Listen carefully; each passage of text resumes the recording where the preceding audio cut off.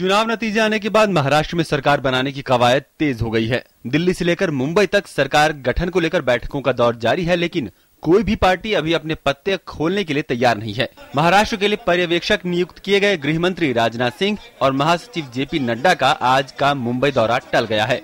अब ये मंगलवार को मुंबई जाएंगे।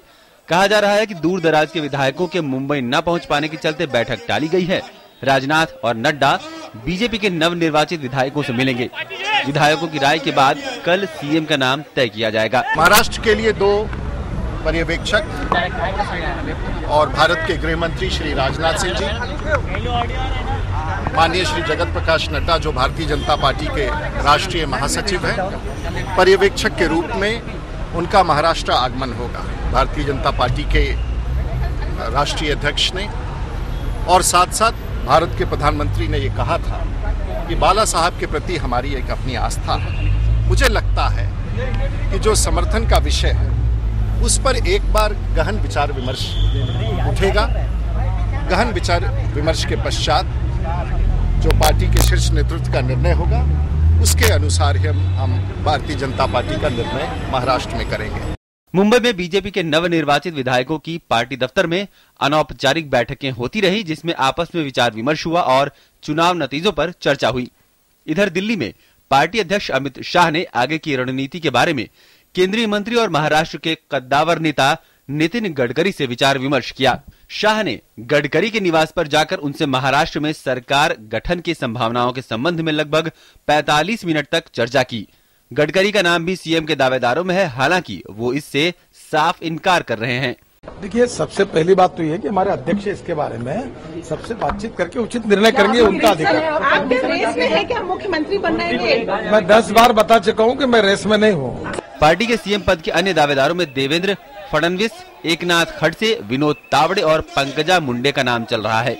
बताया जाता है कि शिवसेना प्रमुख उद्धव ठाकरे की ओर से जीत की बधाई के लिए रविवार को प्रधानमंत्री को फोन करने के बाद 25 साल पुराने अपने इस सहयोगी दल से फिर से तालमेल किए जाने को लेकर शाह और गडकरी में विचार विमर्श हुआ। महाराष्ट्र विधानसभा चुनाव के लिए सीटों के बंटवारे को लेकर आम सहमति नहीं बनने के कारण दोनों में गठबंधन टूट गया था।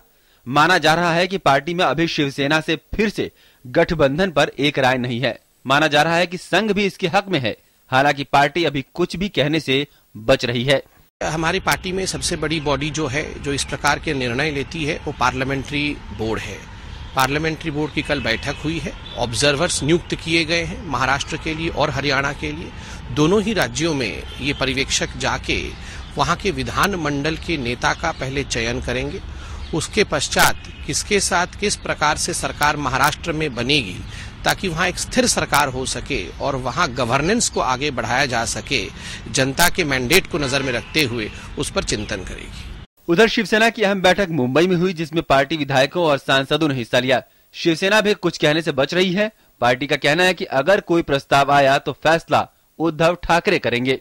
संसदीय बोर्ड यानी पार्लियामेंट्री बोर्ड जो शिवसेना का है, सब नए विधायक जो चुन के आए हैं उनकी मीटिंग में एक रेजोल्यूशन था पार्टी की तरफ से, वो रेजोल्यूशन पास किया गया और उस रेजोल्यूशन में ये सब पूरे नए विधायकों ने एक मुंह से यूनानिमसली एक रेजोल्यूशन पास किया, जिसके पूरे अधिकार जो विधिमंडल यानी पार्लियामेंट्री बोर्ड के जो हमारे चीफ रहेंगे, ग्रुप लीडर जो रहेगा on the floor of the house, उसके पूरे अधिकार उद्धव जी शिवसेना पक्ष प्रमुख के नाते उनको सौंपे गए। वैसे शिवसेना का मानना है कि राज्य में किसी को स्पष्ट जनादेश नहीं मिला है। पार्टी मुखपत्र सामना में बीजेपी की ओर इशारा करते हुए कहा गया है कि स्पष्ट जनादेश के बावजूद जो लोग विजयी बिगुल बजाना चाहते हैं वो आनंद पूर्वक करें। सूत्रों के मुताबिक शिवसेना गठबंधन चाहती है, लेकिन उसकी कुछ शर्तें हैं। बताया जा रहा है कि शिवसेना अखंड महाराष्ट्र और विकास की शर्त पर बीजेपी को सरकार बनाने के लिए समर्थन देने को तैयार है। फिलहाल शिवसेना बीजेपी की तरफ से किसी प्रस्ताव का इंतजार कर रही है। इन सब के बीच एनसीपी के एक खुलासे ने सियासी सरगर्मी को नया ट्विस्ट दे दिया।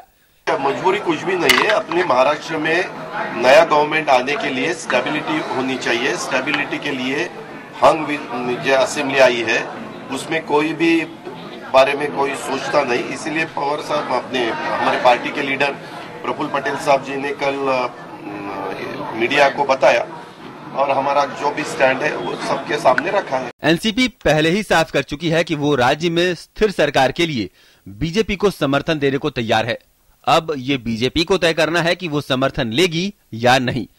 हालांकि एनसीपी के इस रुख पर कांग्रेस ने उस पर जमकर हमला बोला है। प्रधानमंत्री श्री नरेंद्र मोदी जी के शब्दों में अगर मैं उनको कोट करूं तो हम इंतजार करेंगे कि भारतीय जनता पार्टी अब हफ्ता वसूल करने वाली पार्टी या नेचुरली करप्ट पार्टी, दोनों में से किससे मिलकर वहां पर सरकार का गठन करेगी। फिलहाल हर पक्ष के अपने अपने दावे हैं, लेकिन राज्य में सरकार किसकी बनेगी और कैसी बनेगी, इसके लिए कुछ और दिनों का इंतजार करना पड़ सकता है। News night desk, DD news.